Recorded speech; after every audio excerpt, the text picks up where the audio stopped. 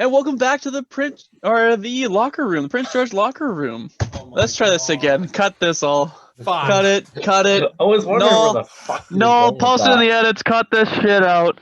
Welcome back to the Prince George Cougars. Like Fraser Rogers shows up, take that down. Prince George Cougars! Fuck, my ears hurt, Greg. At least I'll still be able to hear. I only got my headphone in one ear, so. Right. Flex. Okay. All right. Okay, 3, 2, 1. Welcome back to the locker room. Hosting you guys once again, myself, Gregory. And with my two henchmen over here, we got Tyler and Chris. How are you guys doing tonight? Thank you, Greg, for that lovely intro. I know you said tonight, but it's only 2:38 in the afternoon. But at this hour, I'm doing not too bad. Super busy. How about you, Chris? Doing good. Had a job interview this morning. Nice. If I don't randomly have a criminal record, I'm gonna get her. So yeah, it's been good. But hey, the dream's been living. Always he changed it up this week. Congrats. I'm shocked. Thank you. Right on. Yeah, I'm sitting here waiting. I'm like, oh, it's gonna be, living the dream. And then, living the dream. But I was surprised. The dream be living. Old English. Yeah, that's right. That's right. All right, how you That's doing, my Greg? grade 12 English teacher. I'm not doing too bad. I have my couple of final exams coming up this week and next week. I have one tomorrow, actually, one of my finals, and I have one Wednesday and next Friday as well. And you know what? Dying on the inside, but living the dream. You got that butter chicken to fill you up and make you feel all better inside. So I think you'll be okay. Yeah, take a bite. There you go. Definitely, for sure. Good to go. Yeah, we got a few topics for you guys today. We're going to be talking about Calgary, how Calgary's gotten a new coach head up and how he's starting up and all that sort of stuff. And what do you guys think about that? And of course, we got Jake Debrusk from the Boston and how he doesn't seem to be doing all too great for a startup. And maybe we'll talk about if there's possibly what we think might be a trade in the works, maybe not. We'll find out. After that, we got fantasy, hosted by the one and only Chris, and trivia. Right on after that. Let's jump right on into it. So, Calgary, the new coach is in. What do you guys think? You know what? Since you guys are the Flames fans here, I'm going to let you guys tee this puppy off. Yeah, we'll get into her. Obviously, everyone's known Jeff Ward. Absolutely canned out of Calgary. See you later, buddy. You're garbo. I don't know. The players didn't want to play for him anymore. He didn't have them showing up every night for a full 60. I think we played one or two full 60s throughout the season. Unacceptable. The system not good. We're playing too slow. So we brought in old reliable Daryl Sutter. Coming off those couple cup wins in LA. Obviously made it to the finals with Calgary in 2004. And like he said in his interview, he's coming back to Calgary, unfinished business. He wants to win a cup with his team. They got him signed for 3 years. So if it's not this year, he's got a plan put in place for these guys for the next couple of years. And we'll see. I think it's a really good move. We know Daryl Sutter, he's a winner. He's won throughout his career, wherever he's gone. You know what? I'm going to say this is I think every night you watch the Flames now, they're not going to be getting outworked. No. Because he bag skated the boys 35 minutes into their first practice on Tuesday. Yeah. They deserved it. And it's whether it's because of the old coach Jeff Ward or there just wasn't the effort there. They needed that. They're going to be playing fast now. That's what he wants. And the players have responded quite well so far. We'll see. First game is tonight against Montreal. That's a big one for him. But I really like this move. I think it's what some of these players needed. So we'll have to see what happens. Yeah, definitely, for sure. I have some huge high hopes for Sutter here, and seeing how his overall career and success has definitely shown that he's a definite powerhouse in his own division of being a coach, and seeing how he should be able to put in, at least make a big change, definitely, for sure. Maybe hopefully show some results because of that. Yeah. Well, and this is one thing I really like about this fit here, because Calgary, you look at the roster buildup, they got players that are going to play the system that Sutter's going to want to implement. Okay. And so I think we're going to see a huge turnaround for the Calgary Flames players. I think this is going to be a very, very positive thing. And, make sure you've got these Calgary Flames players on your fantasy pools. Yeah, definitely for I sure. agree. Because I remember the first interview, I think it was before our weekend games against Edmonton and Ottawa. And they were obviously interviewing it. Milan Lucic said, right when he left, buckle up. And I think that basically sums it all up. These guys got to be ready to play, and they got to be ready to work hard, or else that ain't going to fly with Daryl. So we'll have to see. And I also like, because I know I talked to some Kings fans and stuff, and when he was there, he still let their top players play. Yep. And he let, the guys like Anze Kopitar, Marian Gaborik, those kind of guys, he still let them play, to their skill set. So I'd expect to see the same things from guys like Johnny Gaudreau, Elias Lindholm, Sean Monahan, those guys, to still let them play their game. Yep. But it's the other guys like Sam Bennett, the Lucic, all those guys, I think are really going to benefit from Daryl Sutter. Cue up the Sam Bennett revenge tour. Yeah, let's go. Hopefully both seasons this time, not just playoffs. Right. Fair enough. What do you guys think about Jake Debrusk from Boston and how he seems to be kind of having this underwhelming start to all this right now?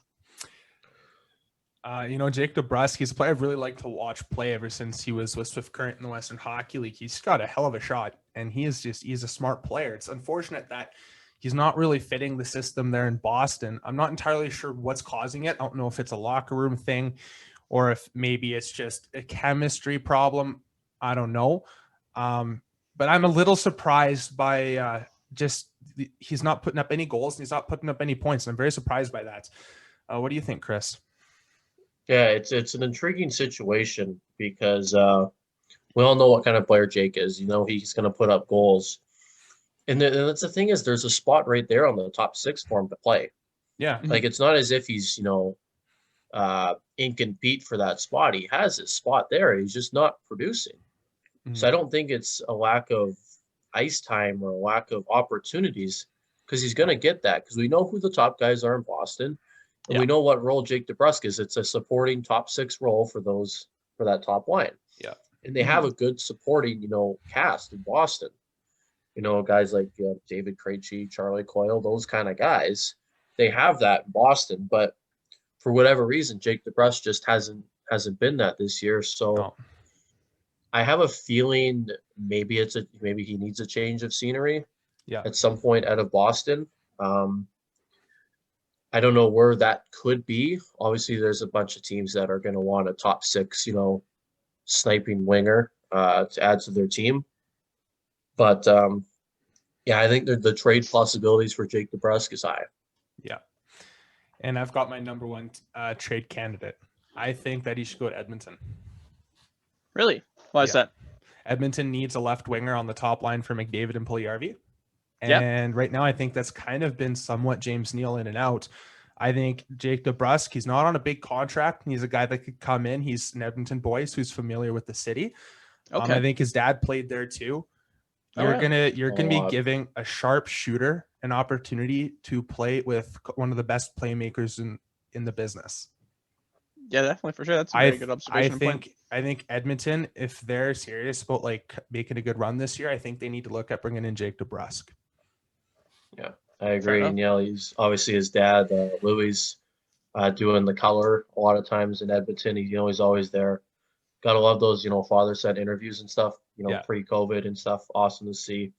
My trade landing spot for Jake is actually out east. Okay. I see him going to Toronto. That would be a good place for him too. I see that. You look at the Leafs, top six, you got Matthews, Marner, Tavares, Nylander, with Zach Hyman. I think they could really use a player like Jake Debrusk to really fill out that top six. And then look at what that does for your bottom six, and look at the type of guys you're going to have down there. The depth adding Jake Debrusk onto your top six just makes your bottom six that much better when 100% healthy. Oh, that's very true. I mean, that would force Joel Thornton to be more of that third line guy, and instantly the depth throughout the entire lineup is just astronomically insane. Yeah, because Thornton's been playing that top line with Matthews and Marner. And while he hasn't been doing, that bad, I feel like the bottom six role will be better for Joe. And I think that adds more speed to that line with Matthews and Marner. So I think that it's a a non-risk kind of deal for the Leafs, I think. No, I agreed. Definitely, for sure. All right, well, moving on from that, we have our fantasy next. What does fantasy look like this week, Chris? One team I've been very impressed with is the New York Islanders. Okay. They've won 6 straight. Some guys who have really got off. Anders Lee, he's been putting the puck in the back of the net like crazy. Same with Matt Barzal, racking up the points. Okay. Another guy would have to be Nick Leddy. Yeah. He's on the score sheet every night. Assist galore. Yeah, he has. He's got 15 on the season so far. Only 1 goal, but I think that's to come. I mean, he's getting all the ice time in the world. I've really liked what I've seen out of Nick Leddy for sure. You know what's interesting? Nick Leddy is one of those guys that I think he kind of fell under the radar from the recent years, and I think it's nice to see him resurfacing again, because I remember when he was in Chicago, like everyone knew who Nick Leddy was, and he was putting up a lot of points. Did that with the Islanders for a little bit, but it's nice to see him kind of climbing back up to be more noticed and not forgotten in the NHL. Mm-hmm. Another guy. Let's turn over to the Vegas Golden Knights. I think we all seen it last night. Dylan Coghlan. First 3 NHL goals are all in the same game. All 3 of Vegas's goals. First NHL hat trick, first 3 NHL goals, all for the Vegas Golden Knights. And it looks like he's going to be making an impact. On that blue line with Alex Pietrangelo going to be out for a little bit with I believe it's an upper body injury for the Golden Knights. So I think you could see an uptick in ice time for Dylan Coghlan, and if he's going to produce like that, I mean, why wouldn't you grab him in fantasy? Yeah. Well, and Coughlin's one of those guys. I mean, we saw him play quite a bit in the Western Hockey League when he was playing with Tri-City. I'm not surprised that he was able to honestly put up some good shots like that and get those goals with the opportunities. I remember his shot from the blue line. Like, he's got he's a smart player. He knows where to place his shots. Mm-hmm. Yeah, because I think it was his 3rd goal last night. There wasn't much traffic in front of Kakinen in front of the net, but that was an absolute laser that he blasted by for the it was the 4-3 goal to bring him within 1. But I've been really impressed with Dylan Coghlan so far, and I think he continues that going forward with the uptick in ice time. For sure. Tyler, you got anybody that has been on your eye? Oh yeah, Jason Robertson for the Dallas Stars. Jason Robertson. No, but for real. So he's a rookie this year. He's born 1999, first year in the league. He's now got 13 points in 16 games, and he's on a heater right now. Like, I think, there's been quite a few injuries. I think he's a guy that you should pick up because, I mean, the Dallas Stars right now, they look like they're kind of kicking back into gear. And when they're rolling, everybody's putting up points, as we could see against Chicago last night. Or the night before. So I say Jason Robertson's a guy that, off the top of my head, I think you got to pick up in fantasy. Fair enough. Yeah, no, I've been impressed with him. It's nice to see that depth scoring coming through for Dallas, because they're going to need it, and having a young guy like Robinson step into the lineup and put up points is exactly what they needed. Was some of the guys out, right? Oh, for sure. Fair enough. Well, thanks for the investment ideas and plans, boys, for this week. And moving on to that, we have trivia. Right on. So we saw Tyler bombed last week. Not just last week, the week before, and too. The week before. I was just doing really terrible. I need to start heating up again. Yep. Tyler's in your fantasy draft yet. Trade him away. Yeah, try to at least get a 7th for him. Yeah, try to get a 7th for Tyler if he's in your fantasy draft this week. Oof. Gotta get that trade value back up. Yeah, gotta get it back there, Tyler. Come on. I gotta get back to prime time. Let's go. All right. Question we got for you guys. We got a couple questions for you guys today, of course. We'll see who comes out on top this week. Will it be Chris? Will it be Tyler? All right. So for the first question we've got, who scored the goal that gave Wayne Gretzky his final point recorded in the Oilers sweater? Was it Jari Kurri, Mark Messier, Esa Tikkanen, or Craig Sampson? I want to say Jari Kurri. Yeah, it seems like kind of an iconic thing to have his last point set up with Yari Curry because he played on that line with him. So yeah, we'll go Yari, but I feel I don't know, but yeah, I'm going Yari too. Confirming in on Yari Curry. All Yeah. right. In 1987, 1988, Craig Sampson Oh, get scored out a of here. career high 56 regular season goal with 13 more in the playoffs. His 13th and final goal of that postseason was set up by Wayne Gretzky to prove to be the final point recorded by the Great One in the Oilers sweater. This is not a good start, boys. This is No. not a good start. Also, R.I.P. Walter Gretzky as well on that Yep. note. Yep. Rest in peace, Walter. Legend. True. All right. Which team has the longest undefeated streak? Is the Columbus Blue Jackets, Buffalo Sabres, Pittsburgh Penguins, or the Philadelphia Flyers? It's just longest like undefeated, like haven't lost a game, like winning streak kind of thing. I'm assuming. Yeah.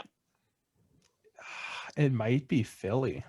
There's a couple weird ones in there. Mhm. I don't know.